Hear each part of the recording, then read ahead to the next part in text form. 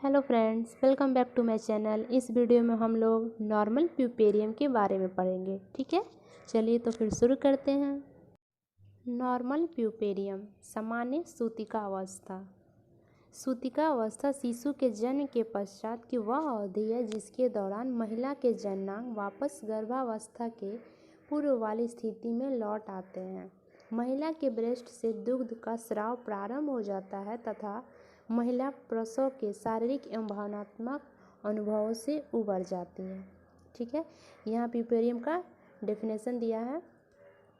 सूतिका अवस्था शिशु के जन्म के पश्चात, ठीक है, जब बेबी का डिलीवरी हो जाता है, यानी जब बेबी हो जाता है उसके बाद महिला के जननांग वापस गर्भावस्था के पूर्व वाली स्थिति में लौट आती है। ठीक है, जब बेबी हो जाता है उसके बाद जो महिला का जो जननांग होता है, जो रिप्रोडक्टिव ऑर्गन होता है, वो वापस अपने पूर्व स्थिति में आता है तथा महिला के ब्रेस्ट से दूध का स्राव प्रारंभ हो जाता है। ठीक है, महिला का जो ब्रेस्ट होता है वहाँ से अब दूध निकलने लगता है तथा महिला प्रसव के शारीरिक एवं भावनात्मक अनुभवों से उबर जाती है। ठीक है, जो प्रेग्नेंट लेडी होती है वो शारीरिक और भावनात्मक अनुभवों से उबर जाती है, उसी को हम लोग प्यूपेरियम बोलते हैं।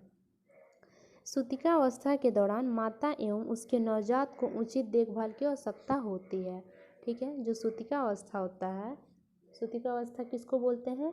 जब बेबी डिलीवर हो जाता है, ठीक है, उसके बाद जो टाइम होता है जिसमें महिला का जो जननांग होता है वो वापस अपने पूर्व स्थिति में आता है, उसी को हम लोग सूतिका अवस्था बोलते हैं। ठीक है, तो उसके दौरान माता और उसका जो बेबी हुआ रहता है उसका हम लोग को ज़्यादा ध्यान रखना पड़ता है। ऊंची देखभाल का अभाव मैटरनल मोर्बिडिटी एंड मोर्टेलिटी तथा इन्फेंट मोर्टेलिटी एंड मोर्बिडिटी की संभावना को बढ़ा देता है।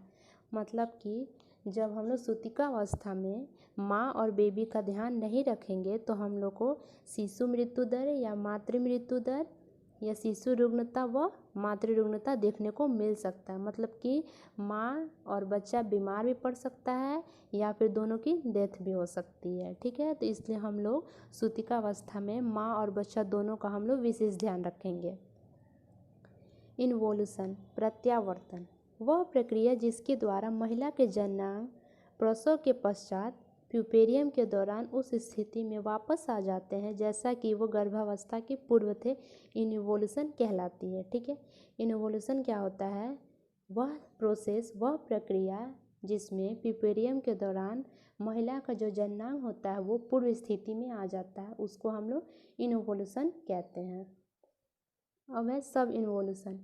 यदि प्रसव के पश्चात प्यूपेरियम के दौरान महिला के जननांग उस अवस्था में नहीं आ पाते हैं जैसा कि वो गर्भावस्था से पूर्व थे, तो ये स्थिति सब इन्वोल्यूशन कहलाती है। ठीक है, सब इन्वोल्यूशन किसको बोलते हैं?